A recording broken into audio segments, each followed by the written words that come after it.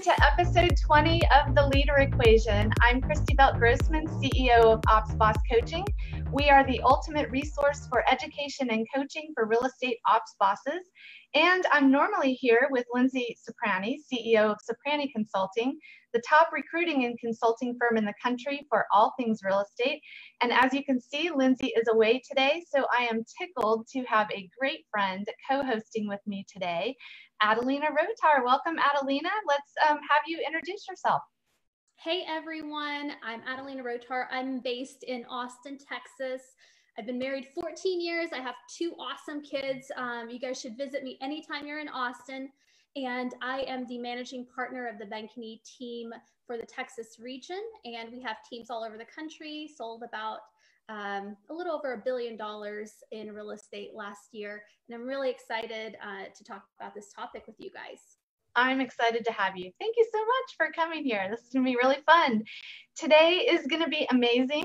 We have an absolute legend in real estate joining us today, Jenny Wemert of Wemert Realty Group. Did I say that right, Jenny? You did, Wemert Realty Group. And her COO, Emily Smith, and we are going to talk all things leadership. So welcome, friends. So happy to have you. Jenny and I were on stage together about 6 years ago, and this is the first time we're connecting since then, and I've been watching you guys soar. It has been simply breathtaking to see. Jenny and Emily have been in business together for, I think, almost 5 years now, and it's really rare in our industry. So that's why we've invited them here.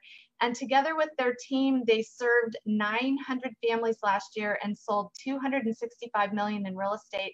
So I'm going to ask you guys to just introduce yourselves. Okay. Who wants to go first?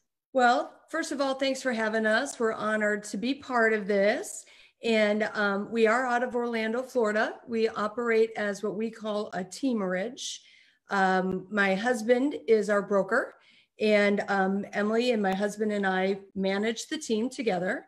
We have 52 team members, almost a 1-to-1 ratio for staff to agent. We have very high productivity per agent. Now we only have producing agents on the team. We're not a heavily recruiting team. We only hire when we need to hire. And we are just, we all fly the same brand, same flag, and promote the same brand. And we feel like we're better together than we are apart. I love that. Emily. That's good. Hi, I'm Emily Smith. I am COO of Wemert Group Realty, and it's my pleasure to sit next to both Jenny and Mike and help run the team. Jenny gave you a great introduction to kind of who we are, our staff, just so you have a kind of a peek behind the scenes. And we have a full-time marketing department, full-time ISA department. We have client care coordinators, TCs in our world, and then leadership behind the scenes, kind of supporting all of our agents that are out in the field. But we serve 96 zip codes in Orlando, Florida. And so it's a wide range. So we say Central Florida instead of just Orlando. And if you're out there and you need a good Orlando partner, you should think of us. We'd love to help you with that. I love that. I want to throw out there that I was really excited when I reached out to you for your numbers, that instead of telling me how many units you sold last year, you told me how many families you served. I thought that spoke volumes about who you are. So before we dive into the meat, and I already have questions based on your introduction because you said some really interesting things there, we have a quick fire tradition. So we're going to go through the quick fire really fast. So number of years in business, Jenny? 21. Emily? Almost 5. Number of years together, 5. We already know that. Year 1 profit and last year's profit. Well, year 1 as a team, I would say that that was a 3-person team, 60% profitable, because I was still very much wearing all the hats. Last year profit, we run, 28 to 30%. That's awesome. Right on model. How many on the team? So 3 on the team when you started and 52 now. I think we already nailed that. And then morning routine. Who wants to take that? Oh, neither of us are morning people. Not it. Yeah, not it. Not morning people. We're super night owls over here, both of us. My husband is the morning routine guy. One of us needs to be. Okay, that's awesome. I love it. So now we know we're going to have an authentic show. I am right with you. That's great. How about evening routine? Do you have a wind down or prep for tomorrow routine? I do. I mean, I work off of checklists all day long. I'm constantly reprioritizing. The last thing I do before I kind of wind down for the night is look over my checklist for the day and go, okay, what do I need to start with in the morning? Where am I at? Is there anything I need to do before I turn off for the night? And that's kind of how I end my day. What time do you end your day? I'm a super late night owl. I'm headed to bed about 12:30. My brain turns on about 10 o'clock at night, and the ideas fly between the two of us about that time too. So we've tried. We're like, I won't text you. We're gonna be better about that, and I just can't. Like I love that. Preferred. That's honest. Trixie, are you taking note for your interview questions? These are great interview questions. Okay, so what book impacted you each the most? I would say Good to Great for us, because when we got people on the right seats on the bus, our business changed and our trajectory went forward. So I would say Good to Great. What do you think? I picked What You Do Is Who You Are, Ben Horowitz. It's a recent book on building culture on a team, and it was really impactful for me. I just made note of that. That's a new one for me. Love it. Streams of income. How many streams of income each? I have 2 right now, working on it. Okay. It depends on what you really count as a stream of income, but between 6 and 7. Awesome.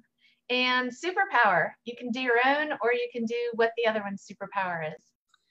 I'll do Emily's, and I would look at me. Don't look so scared. All right, go ahead. I'm listening. I'm ready. I would say her intuition is always spot on, and she sees things way before I ever am even in the realm of understanding. So I would say your intuition. I picked authenticity for Jenny. I think there's so many words that I could pick a million words for Jenny, but she's vulnerable, she's authentic, like all of those pieces come back in under authenticity, and that becomes her superpower. I love that. Yeah, that builds a lot of trust. So for those of you who might be with us the first time, this podcast is all about our entrepreneur-leader relationship. I can't talk today. And we're chatting with owners, founders, CEOs, sales leaders, COOs, ops bosses, inside real estate and beyond. And we're talking about the leadership formula. What adds to the leadership formula, what subtracts, what divides, and most importantly, how you can multiply your results. So we are now going to dive into the meat of it, and I'm going to throw it back to Adelina to start the questions. I have so many questions already, and you guys are so fast. So we're going to get through a lot. So let's start with, walk us through how you guys came together. What drew you to each other? Let's go back 5 years. We could go back lifetimes. I was like, anyway, I'm just kidding. It's an inside joke. So believe it or not, my husband and I put out an ad for an in-house photographer, but the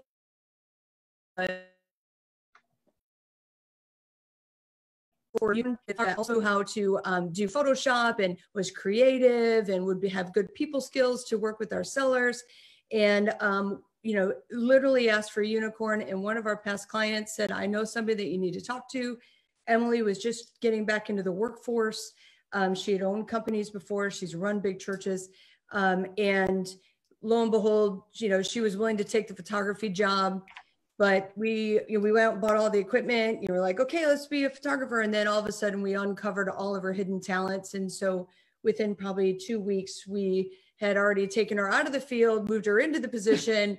And it wasn't long before she was marketing director. And it wasn't long after that that she really started to be the heartbeat of our company and lead from the middle. Jenny, what was it that made you know, this is not who I thought we were hiring? This is someone way more awesome. What was it that made that light bulb click for you? Well, you'll see today, she's just absolutely brilliant. But one, her work product, 2, her speed, and she didn't have any fear to have difficult conversations. She kept bringing more to the table as we were asking more. She was having difficult conversations saying, okay, I could do that if we're willing to do this together, and wasn't afraid to bring issues or holes to, find solutions for them. It's just something I've never experienced before, an employee. A lot of times you end up with somebody that just does their job. They do it exactly the way they tell you to do it. And they don't bring forward solutions or look for holes or look to improve things. And Emily was just such a fast learner and had the ability to, and so many skill sets to employ and move us forward fast. And so it was just blatantly obvious. And, you know, to be honest, it was a little bit difficult for me because I'd never had that level of, I mean, I've had really talented people, but the level of talent that Emily is and all that she brings to the table intimidated me as a leader for a hot minute. Like it just kind of stunned me for a minute, like, oh, how do I even manage her? Because she's actually better. So I had to figure out how can I, you know, let her shine and get out of the way. And that's probably the one lesson I've learned as a leader throughout my, you know, experience of growing a team is our team has grown the most when I get out of the way, to be honest. I mean, you know, like you set the vision and hire smarter people and get out of the way and let them work.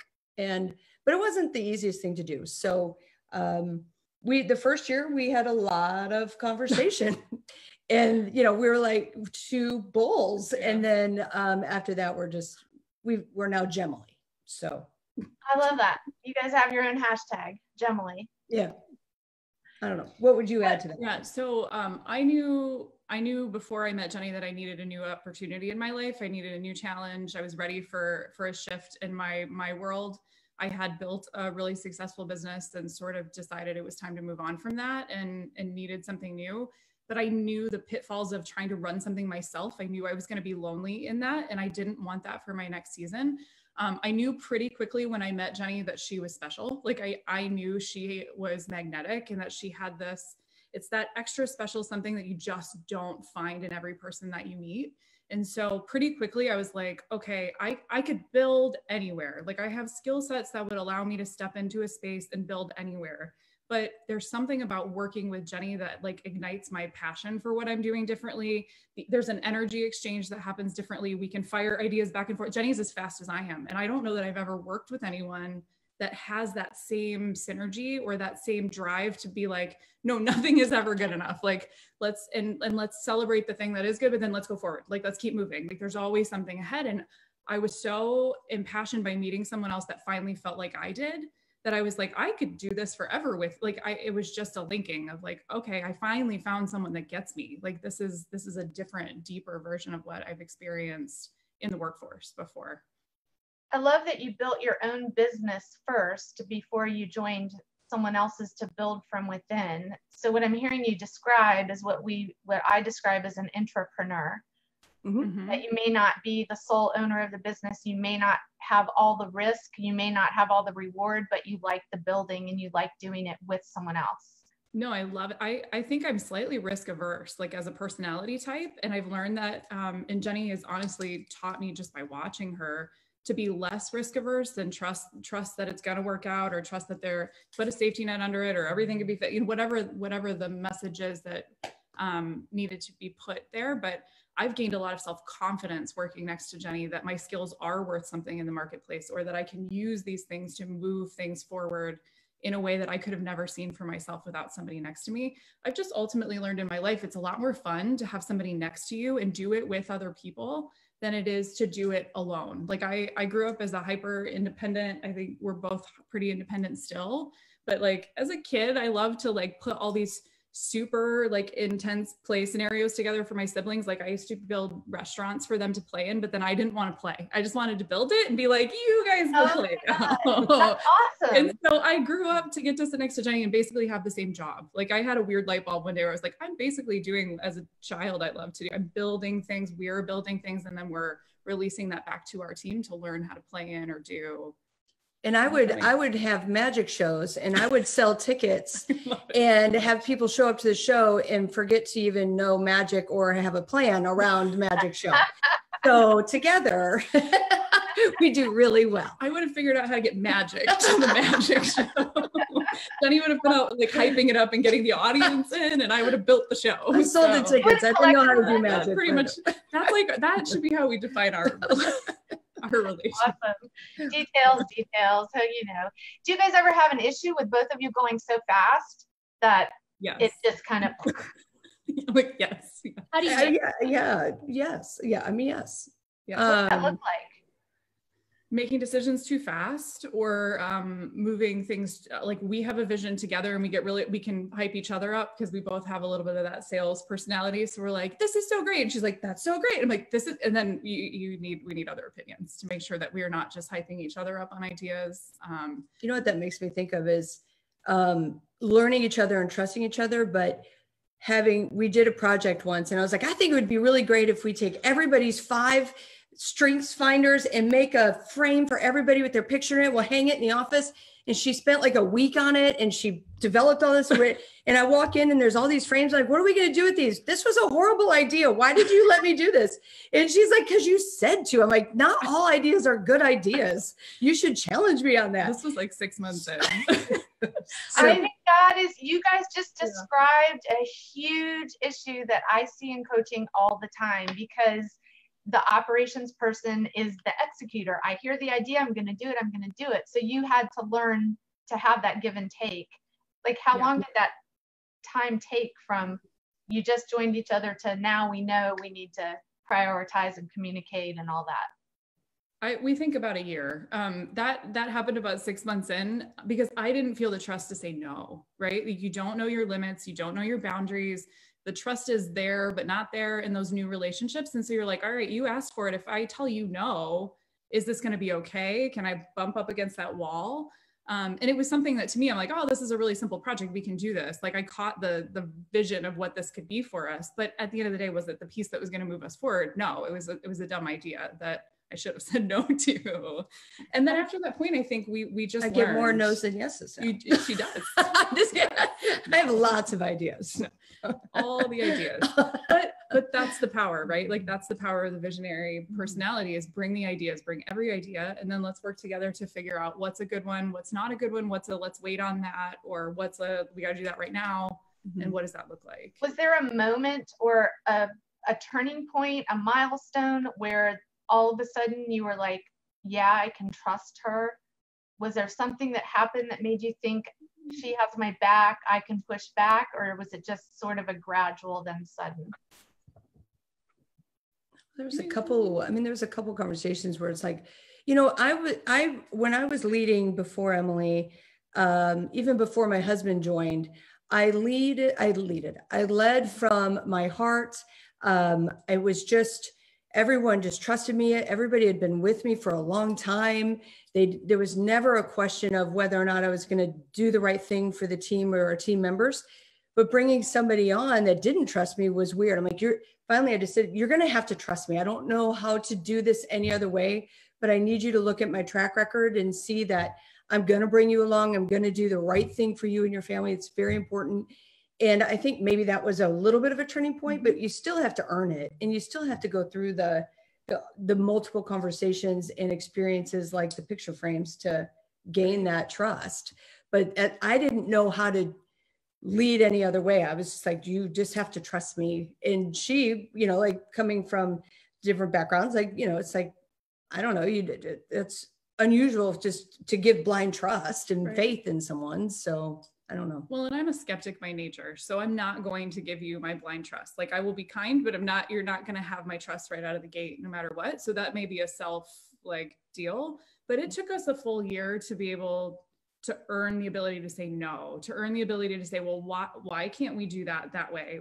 And I was asking those questions when appropriate, but I think it just takes time. And I think leaders, oftentimes, I think we see this in coaching where people want to rush it too fast. Like they're like, I want the relationship, but I want it right now. And you're like, you just need to sit next to each other a lot longer, or you need to have coffee on the regular, or you need to be sharing ideas and learning how to live in each other's space, or ask better questions about why is that important to you? Or why do we need to do it your way? Can we open our minds? I think having those kinds of conversations, the more projects we worked on together, the more ideas that went back and forth over lots of iterations, the more that trust was built kind of naturally. I think, when you study personality profiles too, I'm a high ID or DI, depends on the day.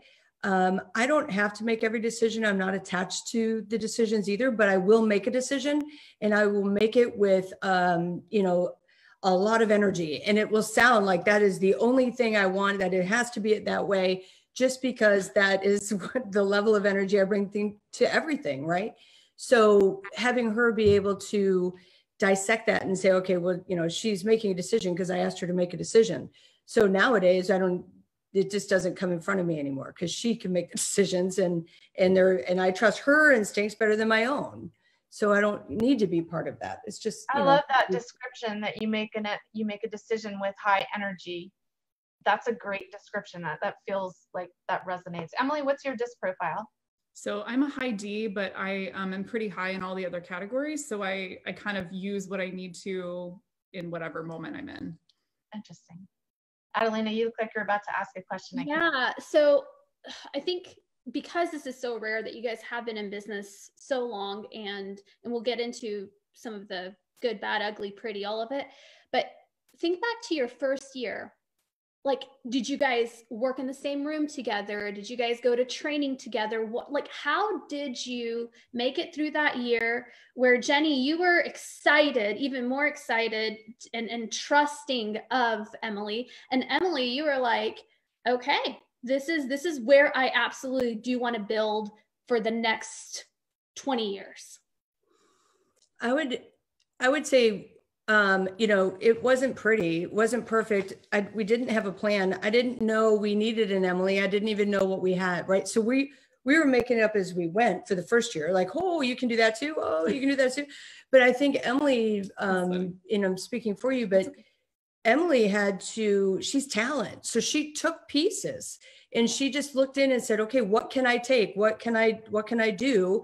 And she just started taking pieces and holding pieces and created herself a job in the middle there. And then saw opportunities to lead and influence our culture and kind of take our heart and implement it, where we were saying the right words, but we weren't necessarily walking the walk. And so she saw all these opportunities and just as a natural leader took them. So, right. And that's what talent does, right? When you get talent, they're going to take the job, they're going to make it. And I think we're still figuring that out. Yeah, no, we are. That's an everyday thing that we're still working on. The first 3 or 4 months I was on the team, we didn't sit next to each other. Because I was originally hired, like Jenny said, to be our team photographer or figure out the marketing. So I was working on my own. I was also just trying to learn real estate. I was brand new to the industry, and I was trying to meet with every agent that would give me a minute, or every, at that point we were Keller Williams. And so I was meeting with, I was asking for opportunities with other people that weren't even a part of the Wemert group to try to learn the business. I wanted it as fast as I could get it by fire hose so that I could understand the whole puzzle picture. Because I really saw Jenny's heart and Jenny's vision. I could hear in her words what she really wanted from the team. And all I kept thinking was, I know I can help you with that. I know I can help you with that. I had that weird, I can see it. I know exactly what you're trying to go towards, and I know I can help you. I have to understand this first. I have to grab it first. It was about 6 months in that we had a really difficult the trust conversation Jenny referenced, where she was like, you just have to trust me. We're going to do, and it was that point that I was like, I got to put the wall down, and I've got to figure out how to go forward with you. And I'll just grab the pieces as they come. I'll stop being so worried about understanding my role. Because as you ladies know, you've been in real estate long enough, the roles aren't as easily defined, right? So owning my own company, I wanted everyone in a seat with a role, with the list of this is your responsibility, and this is what I do. And you're it's so different than walking into somebody else's business and expecting that to be handed to you. And when it's not, they're like, I don't know, just get it done. It doesn't matter what seat you're in. You're like, I don't know my parameters. And I can't exceed parameters if I don't know them. So as an achiever, I wanted to exceed the parameters. So Jenny was like, just wear the hats. It doesn't matter. Just go do the jobs, right? I hate titles. I'm just not a fan of titles. Emily, were you more bought into the leader that Jenny is, or the vision that Jenny had? I think the leader to start, truthfully. I really found Jenny magnetic. I found, like I said, that synergy of energy. I had not experienced that in a work environment with another person. And so I was bought into being like, I know this lady is going somewhere, and I can tell that there's a lot of opportunity to come alongside her and help her get to where she wants to go. And then I think we built the vision of where we're going. And then Mike obviously is a huge part of that, but of where we're going together. And that actually was the part that I think sold me the most. I was offered something like that is of such value, right? When you're trusted to come alongside and get to be a part of casting the vision, or getting to be a part of going, what's next? How are we going to do this? What's our voice sound like? What does our culture feel like? Like that's a gift. And I know that. So I don't take that for granted. Jenny, you had already been in business 16 years when Emily joined you, correct? So can you walk me through like your mindset as, okay, I've been a business owner for 16 years. I've built a really successful business. And now I have this amazing person alongside who I trust enough within 1 year to help develop the vision of where we're going next. Like, walk me through that, because that's an interesting thing to me. Well, you know what, geez, it was such an evolution, right? This is kind of funny. Like our team, everybody had been with me for so long, like I said. So, you know, my first buyer's agent was with us for 16 years. We've had several that have been with us 10 years or plus. So we had a kind of a way about us, and it was kind of a cliquey thing. And just watching Emily come in every morning and walk around to the staff and be like, good morning, good morning, good morning. And they're like, who is this fluffy, you know, pastor's wife? Oh my gosh, you know, we're busy working, you know. 100%. And she just slowly broke them down. And she didn't preach the culture. She walked the walk and taught us all to, you know, open our minds to that, you know, to be nice to each other. It's not that we weren't being nice to each other. We were just busy, right? And we were in a small area. So just an example of her walking and building one relationship at a time with the team and earning their trust. Because I don't care what leader you bring in, you can't just drop them in the front of the room and say, trust them, and, you know, everybody's going to follow. She knew that she had to earn that relationship one at a time, and we're still working on it. I mean, not, you know, like when we bring in a new agent or we bring in a new staff member, you know, we understand that we can't just drop them in and expect everybody to buy in. And, but Emily just taught us how to do that. She organized our thoughts. She took our standards, put them in writing. We have what's called Wemates. We have 5 standards that are in place. We have a whole language on our team, which, you know, builds team building. And, you know, like just really helped us gather the story, tell our story, and then walk in it and live in it. And, but you just did that one day at a time, one relationship at a time. That's the and only taught way. us all how to do it. It's the only way you can do it. I think our relationship was put into hyperdrive when we stepped out. I was with Jenny for about 1.5 years at Keller Williams, and then we stepped out to be an independent brokerage. And so through that, we had a lot of conversations about what do we look like? What do we sound like? Who are, like it drove, I mean, to me, those are the bonding years. Like that's where I went, I'm in it. Like I'm in this for the long haul. My kids think they're like related to I don't know, like we're in it, right? Like it's a thing. But it was those years and it was those conversations and listening to Jenny go, well, who are we going to be? How are we going to treat our people? Or what are the, you know, the points of service we want to put in place? Because when the culture is not built for you and not handed to you by someone that says, hey, this is what's going to be on your wall, then we had to take a step back and figure out who we were. So Jenny mentioned Wemates. Wemates is the thing that I think we are most passionate about because everything we do gets measured up to it. So tell us a little bit more about that. I read about it. I thought it was really cool, but I want our audience to hear about it. Sure. So we are Wemert Group Realty. So instead of teammates, we call each other Wemates, right? So the team had been calling each other Wemates for like years and years and years. And then so when we were moving over to our new space as an independent brokerage, we were trying to figure out this culture standard of like, okay, so what are our values and what's the thing that's going to hang on the wall, or how are we going to talk about this internally? And I wanted something that people could really remember, like off the top of their head. And somehow the idea came up like, well, what if we take Wemates and we turn it into the culture standard? So every time I say to you, like, hey, my Wemate, I'm calling you to something that's not just a title or not just saying like, hey, my teammate, I'm calling you to this like larger vision of who you're called to be on the team. So the short version of what Wemates means for us is it's we, always we, never I. That's why when we talk, like if I, you know, write an email to you, I'm even going to write we. Like it's not I have this opinion or I have this thought or I need this. It's we would like you to know. And we train the team to speak in we all the time because they have to make handoffs. They're caring for clients at a high level and passing off to lots of teammates. So always we, never I. And then mates is masters of our craft, accountable for our actions, teachable spirits, will elevate others at all costs, and then we'll be solution-based. And we measure everything we do against that. So our agents are held to that standard. Our staff is held to that standard. We hold ourselves to that standard in order to build with where we're trying to go. And the way we operate as a team, it's all built on trust. So the agents have to trust that when they hand off their executed contract to maybe the transaction managers, the transaction managers are going to do that job at an equal or better job than what they would do. And they have to trust that relationship because that's their future database. And if we have any wildcards or people who just aren't holding up their end of the bargain, this whole thing would implode. So it's bigger than all of us now. You know, I can't put somebody in a little trusted bubble anymore just because Jenny likes them, they get to stay on the team. It just doesn't work that way because this whole thing has to operate with trust and mastery or else it implodes. Mm-hmm.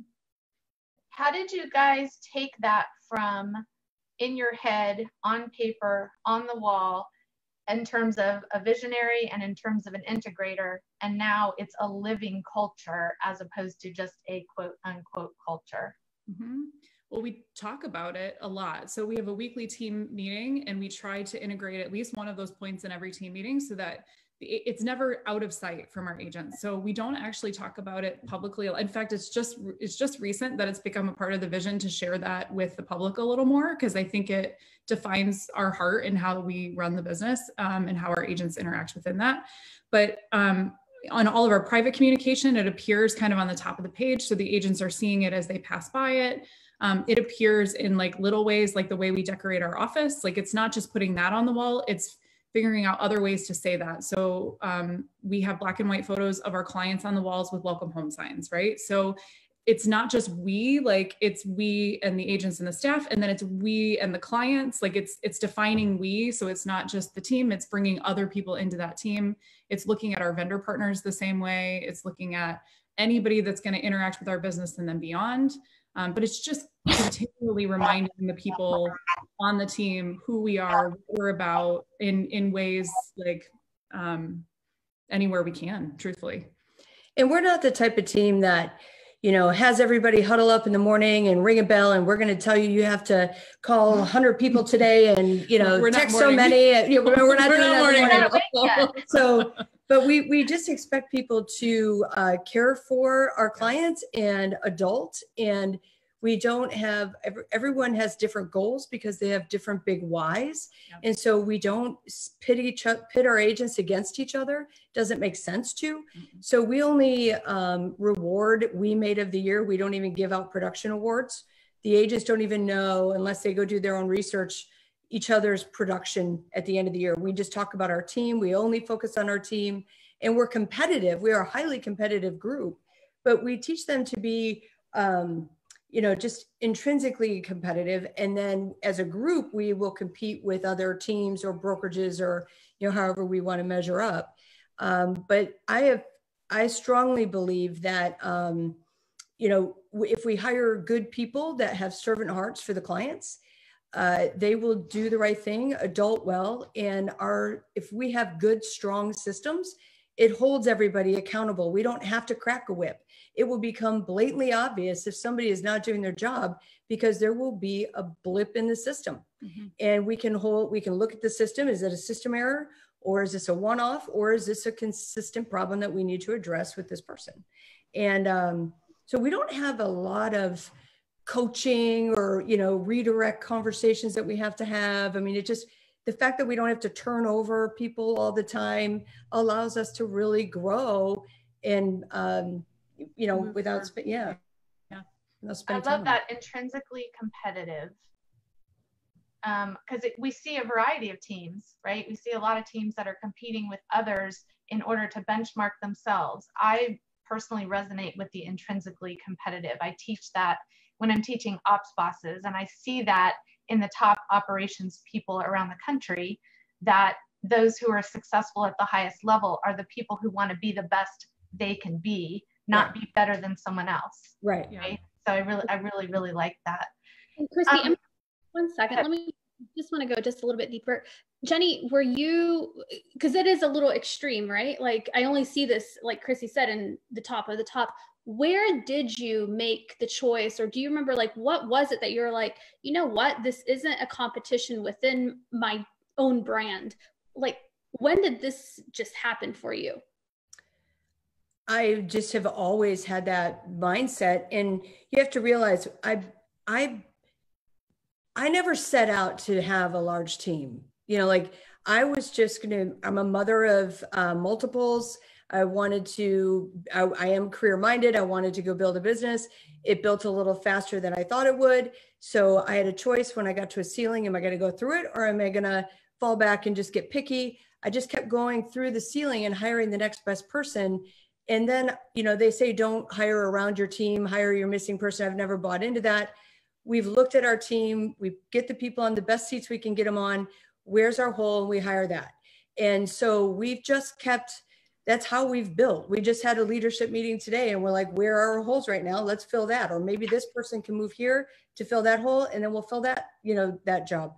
So it's something that was just built over time by really caring for the people that were with me and trying to make sure that I was keeping their best interests at heart every time we made that next decision to go through the ceiling.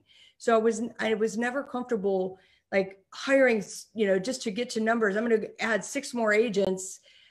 If I didn't have the leads to feed them, if I couldn't feed their family and stand in front of their family with a good heart, like I wouldn't hire. So we only hire when we know we can commit to a family. Mm-hmm. And the way we set our goals is by adding up everybody's goals. And that's our goal for the year. And then, you know, as we realize if we can't place leads, if we can't staff open houses, if our customer service is slipping, we know it's time to hire. It's really not much more complicated than that. And just so our audience has an understanding, how long are people with you? Rarely do we have top producers leave. This last year, we had some kind of graduate in life. One went, you know, moved out of our area with her husband. Another one got married, and her husband was a realtor downtown, so she went to live with him. But I think very rarely do our producers leave because we really have built businesses together, and we truly do bring our value, and it's very important that we deliver our value to them. That is probably the most important thing to me. So rarely do people leave. Now, do we turn some people over? Yes, but it's fast. They either, you know, are a fit or they're not. But our producers rarely, they don't leave. And our staff has been with us. I think, what did we count the other day? 17 people with us for more than 5 years at this point. Whoa. Yeah. Holy cow, you just blew my mind. I've never, ever heard that from anybody around the country, ever. Yeah. Oh man, I need to know more about that. Tell me more about that. What are the 3 things that keeps people with you on the operations staff side? I think culture, number one. Like everything we're talking about is, you're not just seeing a show. It's not just us saying these words. Like we hold ourselves accountable to being this behind the scenes. Like what you see is what you get with both of us, hopefully is what both of us, definitely Jenny. I believe they stay because they know we have their best interest at heart. We put the right people on the bus, so to speak, and go, you're going to be with us forever. We hope they stay with us forever. They know that from the start.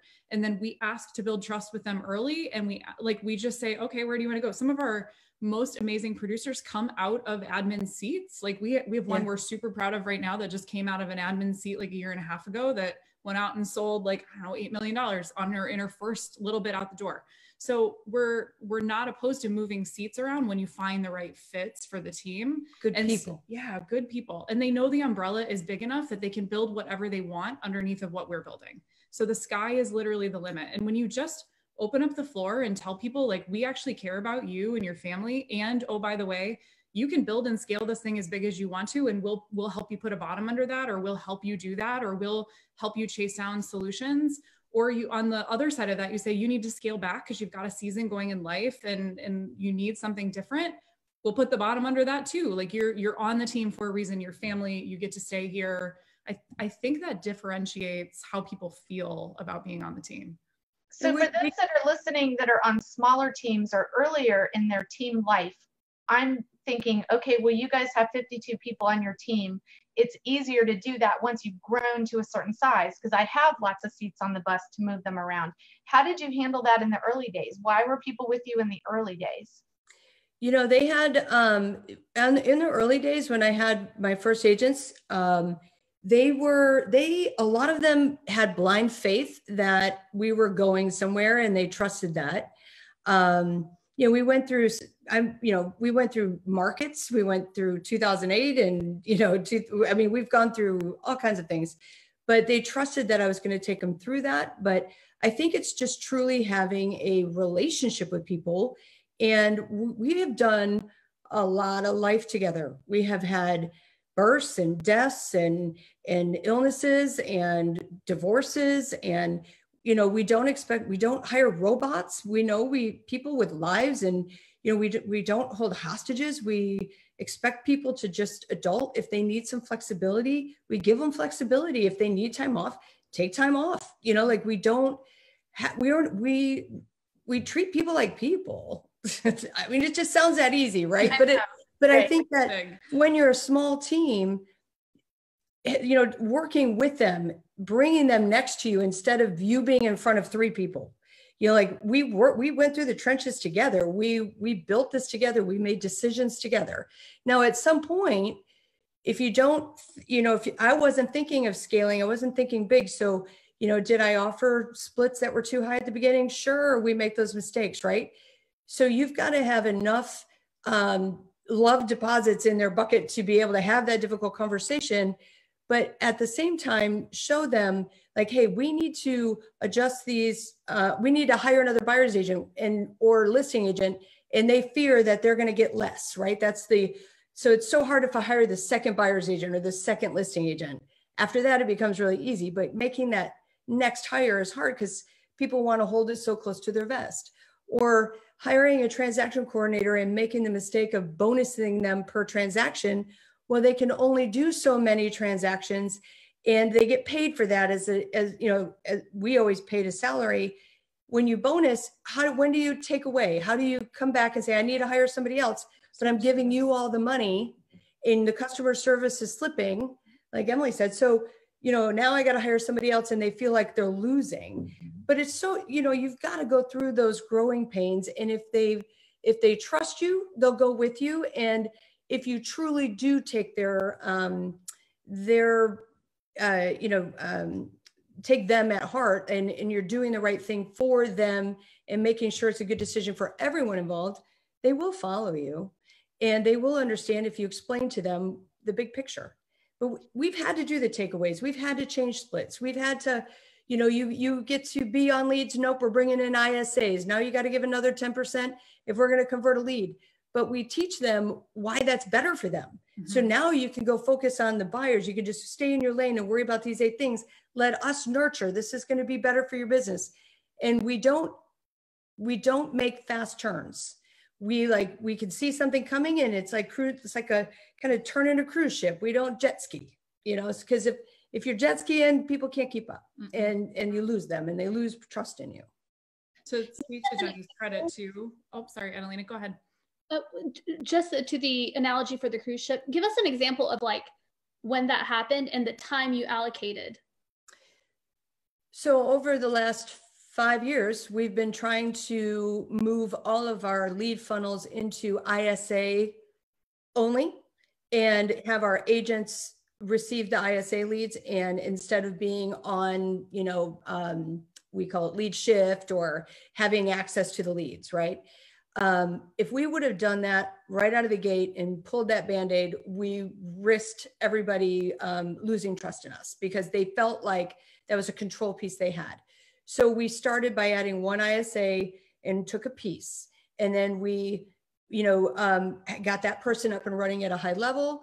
We were then able to show some of our top converters that loved shifts, decided it is better if I don't have them, I'd rather pay this 10%.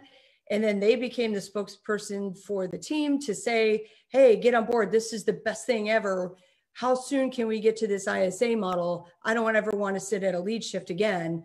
But it took us to show evidence of success and get people on board and buy-in. And we're still doing What's it. the time frame around that from when you first hired It's been that? 5 years. Yeah, It's been, how long has it been, Dan? 4 years. 4 years. Yeah. 4 years. Okay, And we're so still having that conversation today. We're like, Yep. almost there. I'm curious, how do you, because you're both, I can see you both, your pace is amazing. You're fast. And I can imagine that in your head, you want it done yesterday. So how do you like train your mind to give this process time? I think it's also important to know that we are very selective on who we hire. Mm-hmm. And we hire very supportive personalities that are going to be good team members. You know, they may be a high I or a high D, but they're going to have that high S more than likely. We do have some, you know, DI personalities, but they've been with us for years and they've grown up with us. But when we're hiring, we're looking for that servant heart, that supportive personality, and then knowing if those are the people we are leading, we cannot just pivot on a dime. They will not follow. They're scared of change.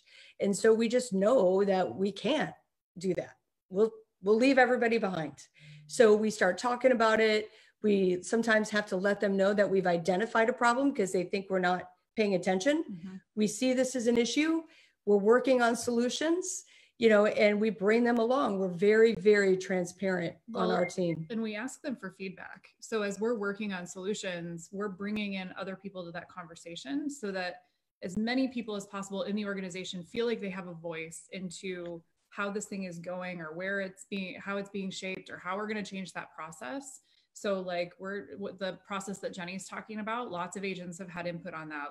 The ISA team has had input on that. Our leads manager has had input on that. Like there are lots of voices now in the mix because like Jenny said, if we don't move slowly and turn the cruise ship slowly, they get whiplash and then we lose trust, and trust is all we have. That's what we're built on.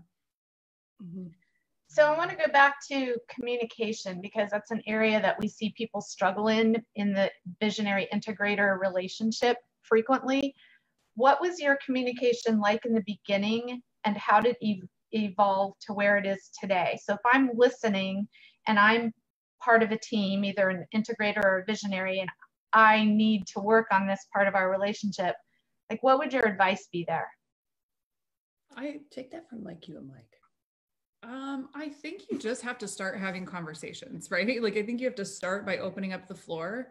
You have to start by saying internally, like, I'm going to be honest about how I feel. I'm not going to try to just appease you. Not that you can't be polite, but I'm going to look at this like I'm going to tell you the truth because I owe you that. And I need you to do the same for me so we can actually move forward.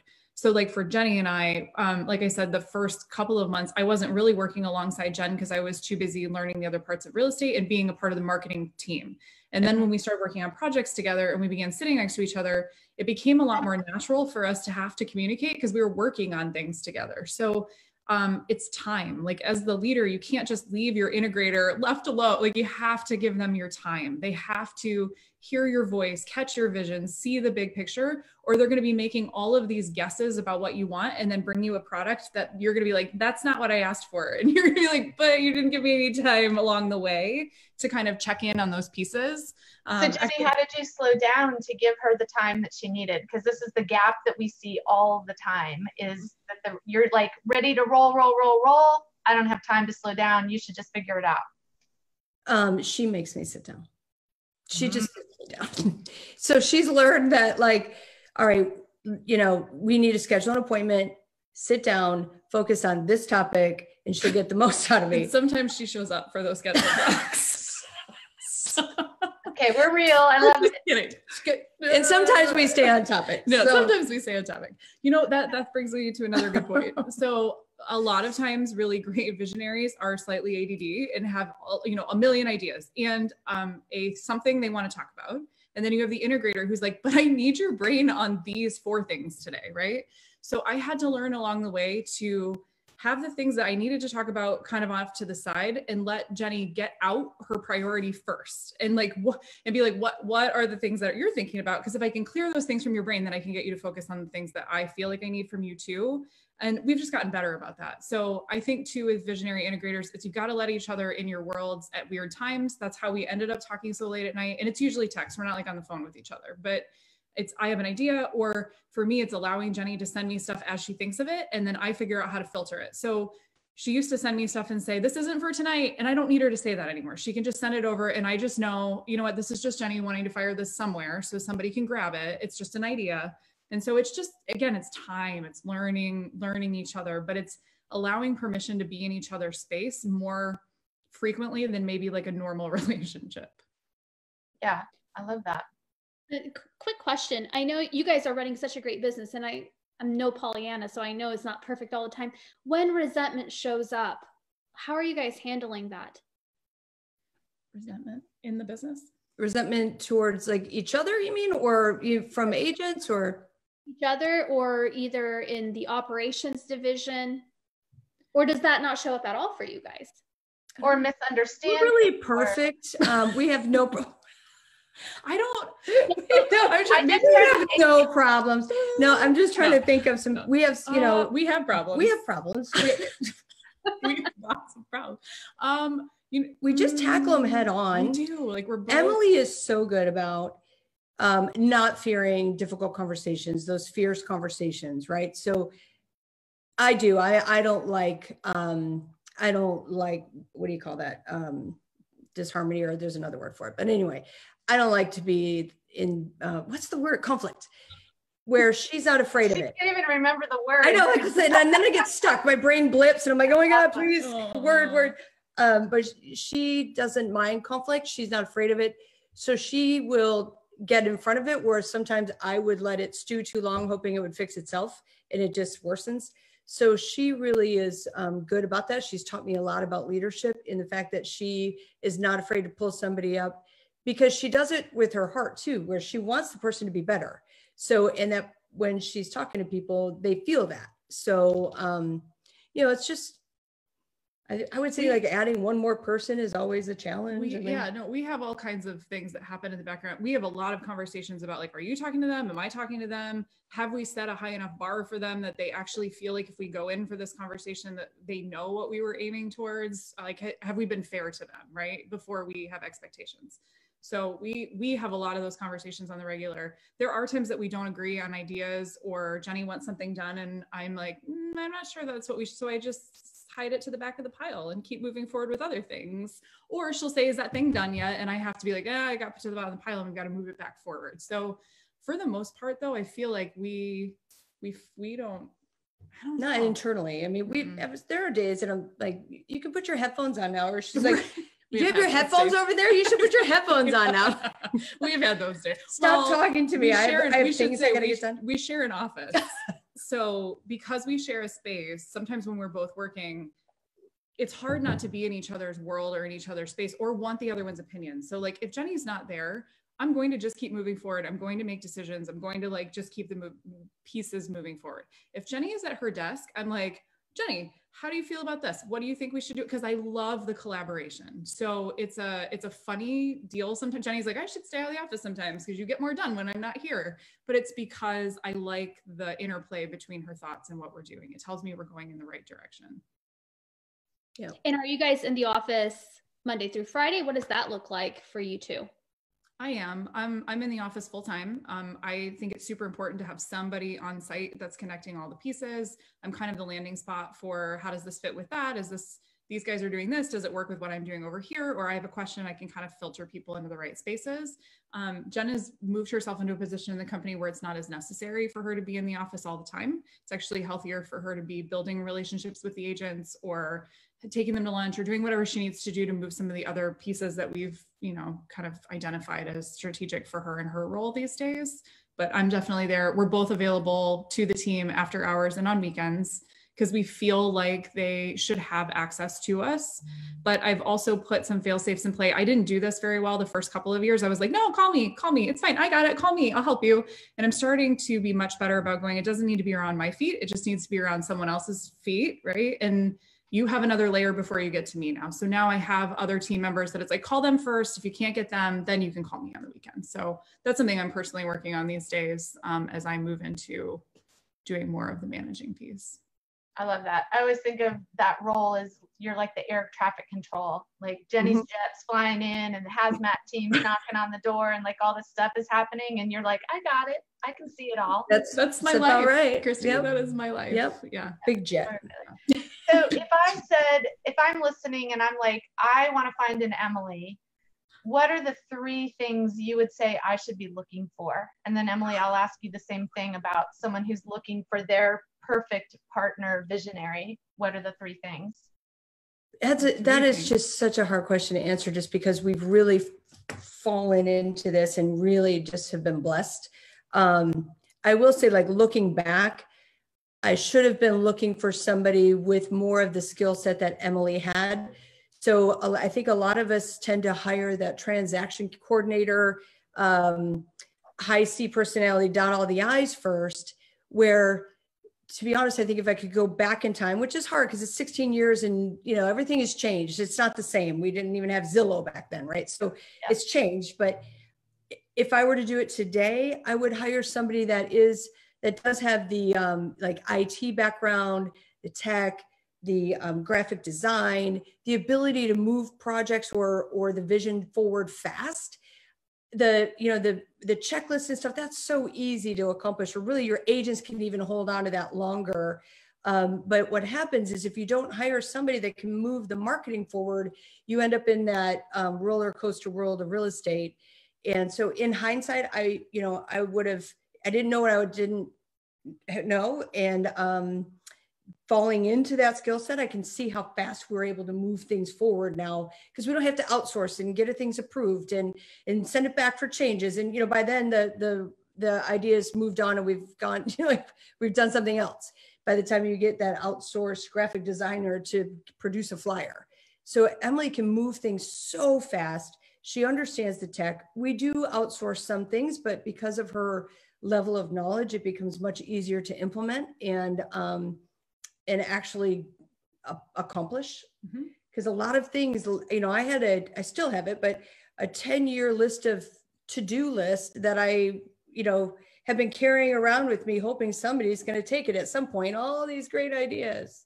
I think I dumped it on your desk the first day. But here you go. The first week, she's like, I have this thing. And I remember looking at it being like, oh my gosh. I give her stuff that looks like this and she knows how to decipher it. Right? I love it. Yeah, it was a really great day when we got through that file though. And I mean, there's things now that are constantly being added to the file, right? But that file is gone. Like that file was gone 6 months after, right? Like you move pieces forward. My job now is to replace the pieces that I'm doing less and empowering more. That's my job right now, is finding other people to replace the things that I needed to do 4 years ago or 3 years ago, or, you know, you keep backing that up. And I just keep replacing myself and keep grabbing more pieces, because that to me is a way to build sustainability. And I'm trying to be what Jenny is to me, to all of those folks, right? So I'm trying to make sure that they've got time with me. They've got my heart. They've got, and by my, I mean we, but like they need to hear our vision for where we're going and how we look and how we sound and all of those pieces. On the other side of the table, if you're looking for a leader like Jenny, I'll tell you, she might be the only one out there. So you might not, I don't know. I definitely one of a kind. No, she's what are the 3 things that are most important to you about that you value in your relationship? Maybe is a better question. Oh, I like that a lot. I think looking for someone with heart that actually that's real. It's authentic. It's real. It's not just what they say. It's how they live every day. It's how they try to treat people. I can't even tell you the number of stories. Both Jenny and Mike have that same authentic, like, we're going to take care of people at all costs. I've watched them help agents in deals. I've watched them bail clients out of, I mean, you see it all over the place, and it's quiet. It's not Did you vet that out before you joined her on the team? No. You saw that after?